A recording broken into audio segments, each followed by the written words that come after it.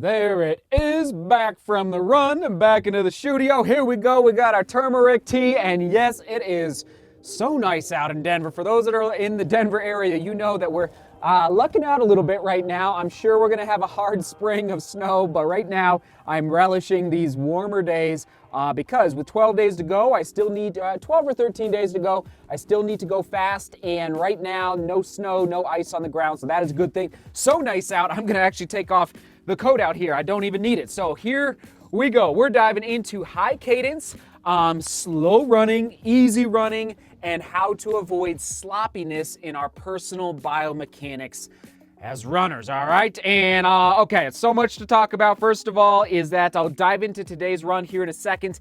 But first, all right, alert, alert. We're opening up podcasting once again after the race on January 17th, okay? But I'm gonna do it a lot more efficiently and a lot better organized this time around. So after the Pikes Peak Marathon, there he is. I took 2 weeks off, I think, after that race, or at least 10 days. And during that break, so when I'm training, I'm training. I'm focused. It's hard to do the vlog.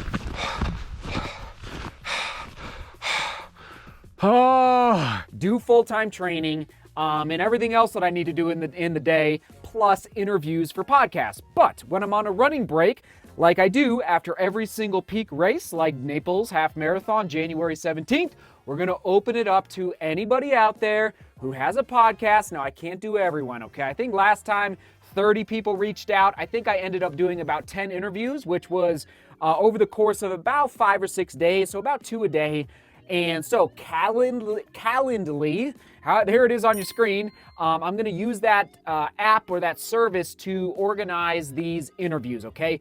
30-minute interviews. If you have a running focused podcast and you want to interview me, you have to reach out via these social media outlets, okay? I'm not going to do email this time. It's just too much. It got way out of control last time, so it's got to be Instagram, Twitter, or Facebook. Or, okay, I'll throw in there one more, Snapchat, if you have Snapchat, all right? So, but these three for sure, and I just have to say right now, there's no guarantee there's no guarantee I can do all of them, okay? Because there's so many great running podcasts out there, and I'd love to do them all, but it's just time, okay? So do reach out if you want to interview me. It'll be starting like January 21st, through basically like late January. It's like a 7-day window there. Sound good? All right, there you go. That's the podcast. Today's run, 7 miles, 9 minutes a mile in the taper. Here we go. Oh man, my legs were feeling better, but I knew that I needed to go easy, go slow before tomorrow's workout. So when you're watching this, I'll be getting ready for a hard workout. Come back for the full vlog and footage on the workout tomorrow. And so I felt good out there, 9 minutes a mile with a cadence of 176. And I'll put on the screen for everybody the heart rate as well. I did not wear the heart rate strap. Haven't even picked it up again since it didn't work for me a couple days ago. And for the cadence, just so you know, I don't wear a foot pod, but all the watches that I wear, Sun2, Coros, Polar, and Casio, they basically spit out the same numbers at me for the cadence between all 4 watches. There's like maybe 2 or 3 points difference between the watches for the cadence, okay? So I think it's fairly accurate, all right? So 176 today at 9-minute pace. So the question has come up. Here we go. Let's dive into John and Eric. John and Kevin. And every now and then on Strava, I will look for vlog topic ideas. So after my runs in the comments, if you want to leave a vlog idea or a question you have for me, every now and then I will take those questions and turn it into a vlog like right now. John, here we go. He said, how do you run so slow with such a high cadence? And then Kevin asked, and this was not today, this was maybe 2 weeks ago. Kevin asked, Seth, what mental cues do you use when running this slow to avoid getting too sloppy with your form? I have a lot of trouble running near this pace without feeling like I'm flopping around out there. Thanks. So that was from Kevin. So here is the deal. Let's tackle cadence first. And usually I am ranging between 176 and 184 for most of my runs. So like today, 176 for 9-minute pace. And then I'll go actually for the 23-mile long run 2 days ago at 7:10 a mile.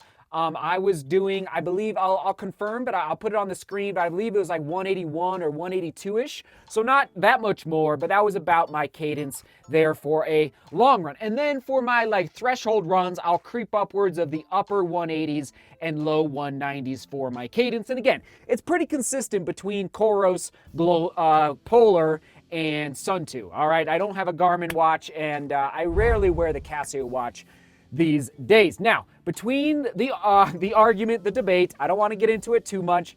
It's sometimes people get pretty heated between should you increase your cadence or increase your stride length. And listen, Paul Tergat of Kenya, Haile Gebrselassie of Ethiopia battled it out in the late 90s, early 2000s, and Paul Tergat was 6 feet tall, and Haile Gebrselassie was 5 feet 5 inches, exactly my height. And both of them did really well. Oftentimes, Haile would win, the shorter guy. But if you look at their strides, like they couldn't be more different, basically. Like Paul Tergat had 6 inches on him, 7 inches on him, really. And so as far as that question, I, just so you know, and maybe it's because of my height, so keep that in mind with respect to these numbers that I'm sharing with you.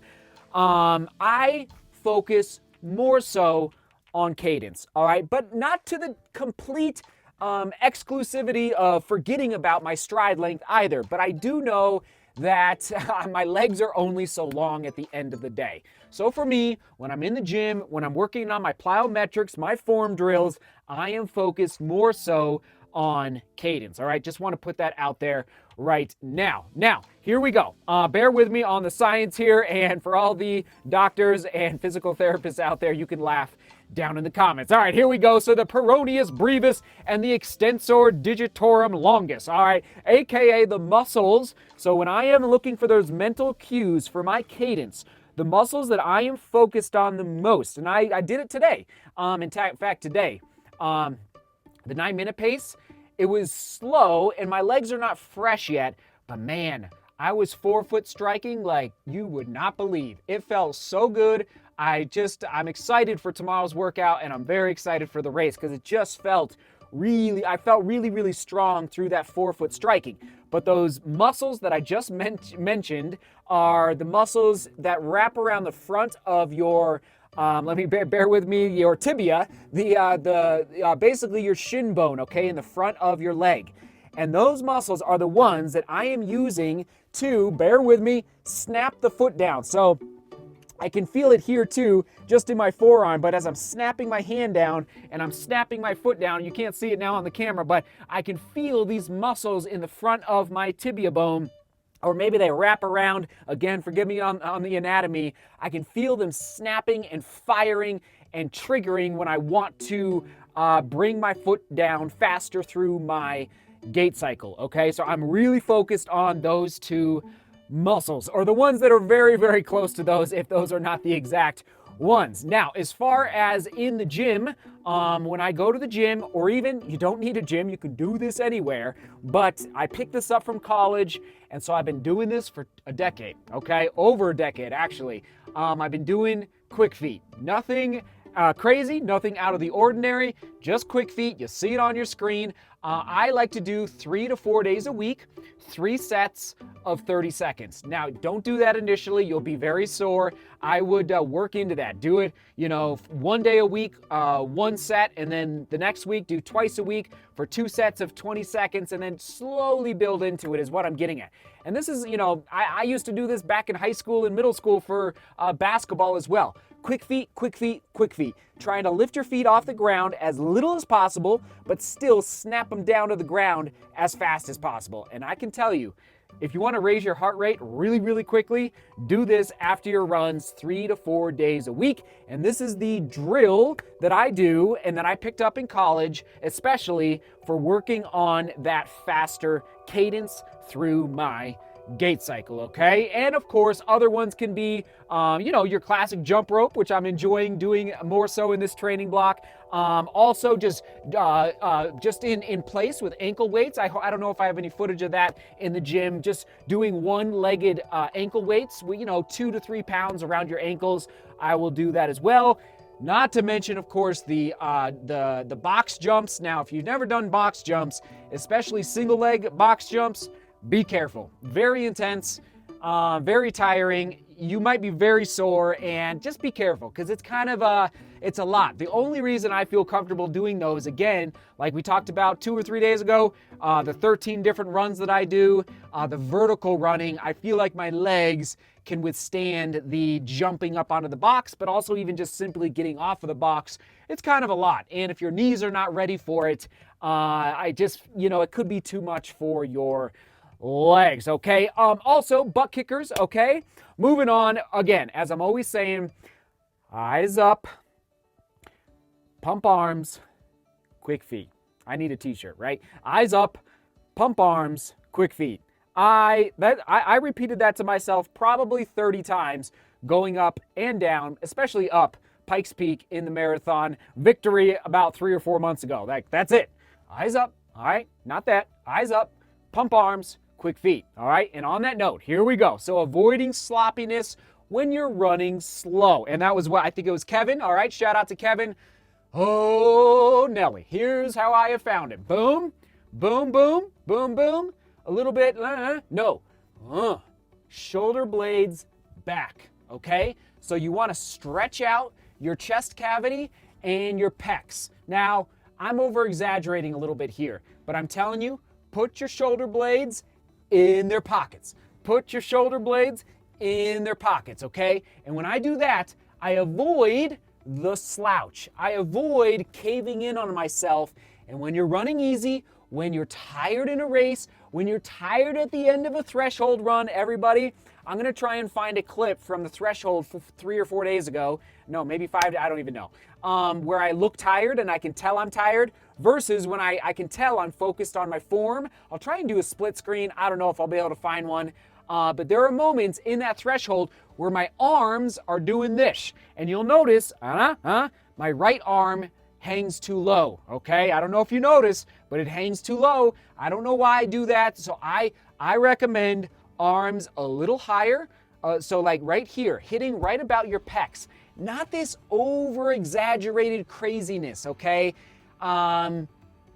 If you look at the best, if you look at the elites, they are compact. They're quick and compact. They're not wasting a ton of energy with a ton of pumping motion. It's like here, here, here, here. And I'm calling myself out. I have to work on this as well. And then when I get tired, I have to remind myself, boom, just a little boom, boom, boom, boom. Shoulder blades in the pocket. So the mental cue, Kevin, is shoulder blades in the pocket. Excuse me. That is what I tell myself when I feel tired or when I'm going AKA slow like today.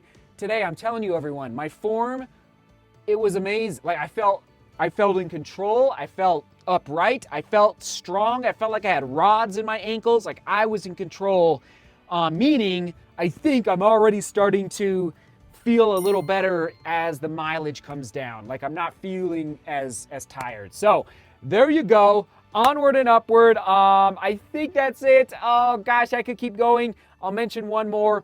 Lower quads for that snap down, in addition to the muscles around the tibia that I feel when I'm firing my foot down. It's also that lower quad just above the knee. It's also, it's all working together through the kinetic chain, but that as well, it's like boom, boom, boom.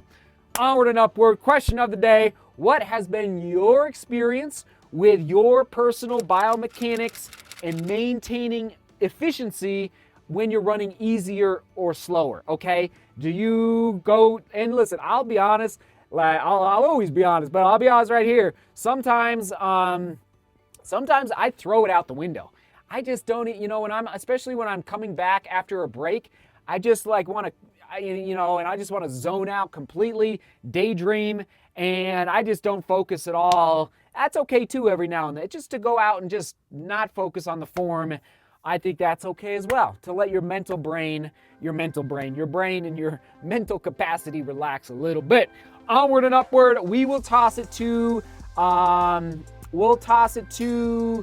oh gosh, maybe the threshold run. All right, probably maybe the threshold run so you can see my running form, just to see if you can pick up on some of these cues that I'm talking about. Oh, here we go.